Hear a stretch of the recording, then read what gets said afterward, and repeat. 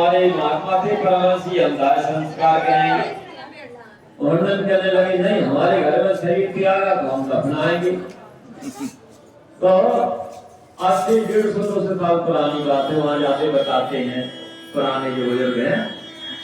तो परमहंसी उनका सब बड़ा शरीर तो त्यागे दिया था। वो उठ के बैठे बोले तुम्हें लड़ते हो तो हमें तो बात नहीं है और उठ के खड़े भाई चल दिए जंगल की ओर चल पड़े। 1-2 किलोमीटर जाके जंगल में उन्होंने शरीर को त्याग। ऐसे ऐसे विभूति महापुरुष हर देश में हुए हैं। उन्हीं में हमारे गुरुदेव भगवान ब्रह्मदेव स्वामी विश्वम्भरान जी महाराज ऐसे त्यागी तपस्वी वीतराग ब्रह्मनिष्ठ महापुरुष जिनके लिए कहते हैं वेद थके ब्रह्मा थके थक गए सारद से और गीता का भी कम नहीं जहां सदगुरु उपदेश।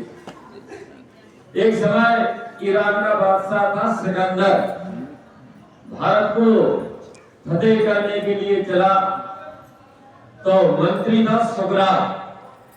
सुग्रात से वो कहने लगे, बादशाह कहने लगे, कहते बादशाह से कहा सुग्रात ने सुनो सिकंदर यदि फतेह भारत को तुम जाना। पहले सिकंदर बादशाह ने पूछा कि तुम्हारे लिए वहां से भारत से हम क्या लाएंगे। सिकंदर ने कहा सुग्रात से क्या तुमको लाऊंगा फतेह कर हिंद को वापस में जब ईरान आऊंगा। बोले तुम्हारे लिए क्या लाएंगे। इसके बाद आप क्या कहा मंत्री सुग्रात सुनो साहे सिकंदर यदि फतेह भारत को तुम जाना हमारे वास्ते भारत से एक ज्ञानी गुरु लाए। बोले जो भारत में तत्ववेदा ज्ञानी संत महापुरुष हुए ऐसे एक ज्ञानी गुरु लाना। बोले और बोले सुनो लाना अमर देवी सुनो राजन कमल गीता कहानी भूल मत जाना नरपत तुम राम और सीता। बोले वो हमें गीता की पुस्तक लाना जिसमें भगवान कृष्ण ने अर्जुन को एक अमर आत्म ज्ञान करा करके मोह से छुड़ा दिया। आत्म ज्ञान शुरू दिया अर्जुन को भगवान कृष्ण ने वही गीता की पुस्तक लाना अमर देवी सुनो राजन कमल गीता कहानी भूल मत जाना नरपति तुम राम और सीता। इसमें राम और सीता की कहानी लिखी यानी रामायण, एक रामायण की पुस्तक लाना। बोले और क्या लाना और कहा कमंडल हाथ में लेकर के गंगा जल भी भर लाना। जो भागीरथ ने यहाँ भारत में तपस्या करके गंगा जी को प्रकट किया एक कमंडल वो गंगा जल भरी करके ले आना।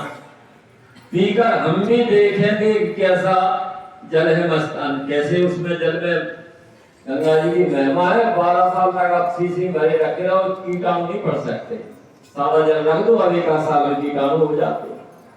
तो कहा फिर कहा सिकंदर से सुकरात ने कहा सुकरात ने फिर बांसुरी लाना बजाकर हम भी देखेंगे कि इसका स्वर है मस्तान। इस बंसी को भगवान मधुबन में बजाते थे तो सब लोग की बंसी की धुन सुन करके और मधुबन में घर का छोड़ के पहुंच जाती थी।